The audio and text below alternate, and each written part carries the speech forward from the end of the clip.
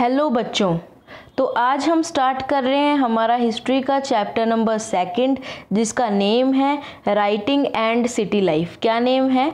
Writing and city life. यानी कि इसके नेम से ही हमें जो है क्लियर हो रहा है कि इस चैप्टर में कहीं ना कहीं राइटिंग की तो ज़रूर बात होगी। राइटिंग उस राइटिंग की नहीं जो हमारी हैंड राइटिंग होती है नोटबुक्स में, नहीं स्टूडेंट्स, उनकी बात नहीं हो रही।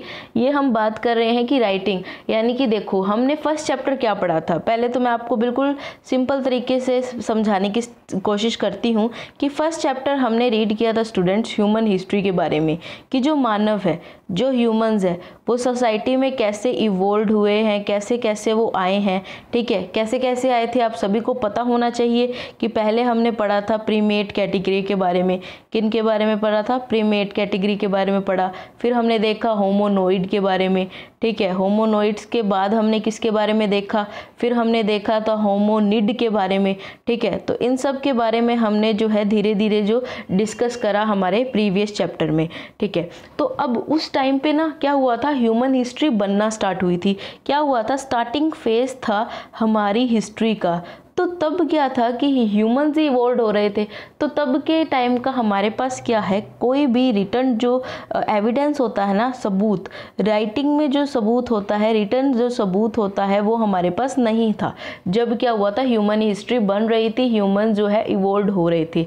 ठीक है, तो इसी के बारे में हम बात करेंगे आज के चैप्टर में कि जैसे पहले के टाइम पे क्या था, हमने देखा कि जो प्रीमेट्स थे, होमोनोइड्स थे, होमोनिड्स थे, ये लोग एक प्रैक्टिस लगभग इनकी कॉमन थी, वो थी हंटिंग।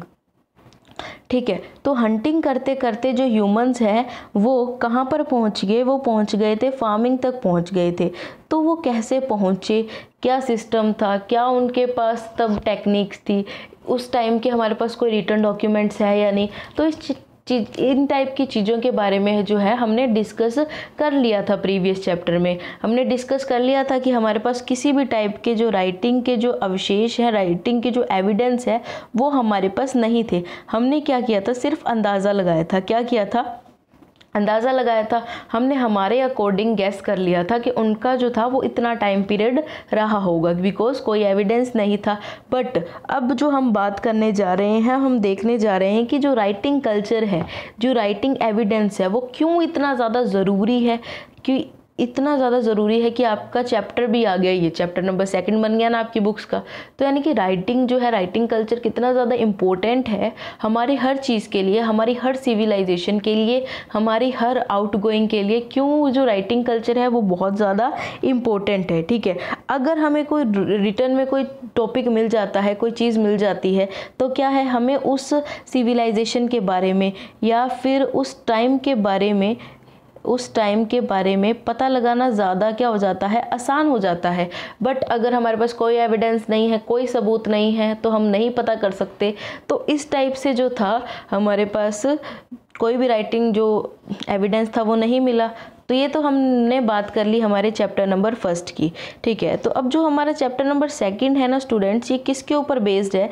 तो ये हमारा बेस्ड है मेसोपोटामिया के ऊपर। किसके ऊपर है? मेसोपोटामिया के ऊपर। ठीक है, तो इसमें हम पूरा पढ़ेंगे जो हमारी जो हिस्ट्री, यानी कि जो हमारा इतिहास घूमेगा ना, वो पूरा किसके ऊपर घूमेगा? मेसोपोटामिया के ऊपर घूमेगा कि मेसोपोटामिया में क्या क्या चीज़ें थी, मेसोपोटामिया का क्या मतलब है। इस वर्ड का भी स्टूडेंट्स एक मतलब है। अगर मेसोपोटामिया को 2 वर्ड्स में ब्रेक किया जाए ना, तो इस पूरे वर्ड का भी एक मतलब निकलता है। ठीक है, तो आपका आज का होमवर्क भी यही है कि आप ढूंढें कि मेसोपोटामिया का क्या मतलब है।